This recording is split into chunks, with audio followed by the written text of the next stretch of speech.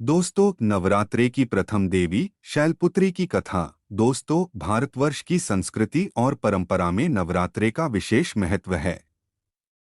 यह पर्व शक्ति की उपासना का समय माना जाता है। नवरात्रे वर्ष में दो बार आते हैं, चैत्र और शारदीय। इन दिनों में मां दुर्गा के 9 स्वरूपों की पूजा अर्चना की जाती है। इनमें सबसे पहला स्वरूप है मां शैलपुत्री। इन्हें पर्वतराज हिमालय की पुत्री माना गया है। एक, देवी शैलपुत्री का स्वरूप। देवी शैलपुत्री का नाम दो शब्दों से बना है। शैल अर्थात पर्वत और पुत्री अर्थात पुत्री, अर्थात वे पर्वतराज हिमालय की पुत्री हैं। इनका वाहन है वृषभ, बैल। दाहिने हाथ में त्रिशूल और बाएं हाथ में कमल का पुष्प रहता है। इनका रूप अत्यंत शांत, सरल किंतु तेजस्वी और वीर्यवान है। वे समस्त जीव जगत के लिए मातृस्वरूपा और शक्ति का आधार मानी जाती हैं। शैलपुत्री ही शक्ति की वह प्रथम अवस्था है जिनसे नवरात्रि की साधना आरंभ होती है। जन्म कथा। शैलपुत्री को सती का पुनर्जन्म भी कहा गया है। पौराणिक कथा के अनुसार सती का जन्म और विवाह। सती का जन्म दक्ष प्रजापति के घर हुआ था। वे भगवान शिव की परम उपासिका थीं और विवाह के बाद कैलाश पर अपने पति के साथ निवास करने लगीं। दक्ष का यज्ञ। एक बार दक्ष प्रजापति ने एक विशाल यज्ञ का आयोजन किया। उस यज्ञ में उन्होंने भगवान शिव का आमंत्रण नहीं भेजा, बल्कि शिव का अपमान किया। जब सती ने अपने पिता का यह अपमान सुना तो वे अत्यंत व्यथित हो गईं। उन्होंने सोचा, जहां मेरे आराध्य का अपमान हो, वहां रहना मेरे लिए उचित नहीं है। अपमान सहन न कर पाने के कारण सती ने यज्ञ अग्नि में आत्मदाह कर लिया। सती का पुनर्जन्म। सती की मृत्यु से भगवान शिव अत्यंत दुखी और क्रोधित हुए। उन्होंने सती के शरीर को अपने कंधे पर रखकर तांडव आरंभ कर दिया। उस समय समस्त लोकों में भय का वातावरण बन गया। देवताओं ने भगवान विष्णु से प्रार्थना की। विष्णु ने अपने सुदर्शन चक्र से सती के शरीर को खंड खंड कर दिया। जहां जहां उनके अंग गिरे, वहां शक्ति पीठ स्थापित हो गए। इसके बाद सती ने पर्वतराज हिमालय के घर पार्वती के रूप में जन्म लिया। यही रूप शैलपुत्री कहलाया। शैलपुत्री और भगवान शिव का विवाह की कथा। दोस्तों, बाल्यकाल से ही पार्वती शैलपुत्री शिव की कठोर तपस्या करती रहीं।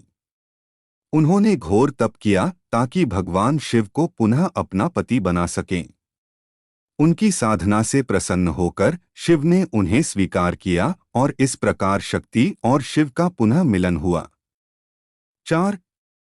नवरात्रि में शैलपुत्री पूजन का महत्व। नवरात्रे के प्रथम दिन शैलपुत्री की पूजा की जाती है।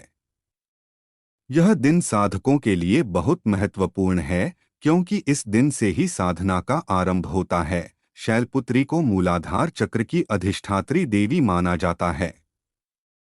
साधक की साधना इसी चक्र से शुरू होती है। इन्हें पूजने से व्यक्ति का मन स्थिर होता है और साधना में सफलता मिलती है। जीवन में धैर्य, संयम और शांति का संचार होता है। 5. पूजन विधि। नवरात्रि के पहले दिन प्रातःकाल स्नान करके स्वच्छ वस्त्र धारण करें। 1. पूजा स्थल पर कलश स्थापित करें। 2. कलश पर नारियल, आम के पत्ते रखें। 3. देवी शैलपुत्री की मूर्ति अथवा चित्र को पूजन स्थल पर विराजमान करें। 4. धूप, दीप, पुष्प, चंदन और अक्षत अर्पित करें। 5. मां को श्वेत वस्त्र और श्वेत पुष्प प्रिय हैं, अतः उनकी पूजा में इन्हें सम्मिलित करना शुभ माना जाता है। 6. अंत में मंत्र जाप करें। देवी शैलपुत्र्यै नमः। प्रतीकात्मक रहस्य। शैलपुत्री की कथा केवल पौराणिक नहीं है, बल्कि उसमें गहरा आध्यात्मिक संदेश छिपा है। यह बताती है कि आत्मा जब परमात्मा से अलग हो जाती है तो उसे पुनः मिलने के लिए तप और साधना करनी होती है। शैलपुत्री का वृषभ वाहन धैर्य और कर्म का प्रतीक है। त्रिशूल 3 गुणों सत्व, रज और तम पर नियंत्रण का संकेत देता है। कमल का पुष्प पवित्रता और ज्ञान का प्रतीक है। 7. शैलपुत्री की आराधना से मिलने वाले फल। 1. साधक के जीवन से नकारात्मकता और भय का नाश होता है। 2. जीवन में स्थिरता, शांति और शक्ति का संचार होता है। 3. घर में सुख समृद्धि बनी रहती है। 4. विवाह में आ रही बाधाएं दूर होती हैं। 5.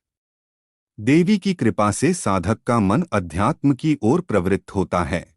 लोक मान्यताएं और क्षेत्रीय पूजा। भारत के विभिन्न क्षेत्रों में शैलपुत्री की पूजा अलग अलग रूपों में की जाती है। उत्तर भारत में उन्हें हिमालय की पुत्री मानकर अत्यंत श्रद्धा से पूजते हैं। नेपाल और हिमालयी क्षेत्रों में शैलपुत्री की पूजा पर्वत की देवी के रूप में होती है।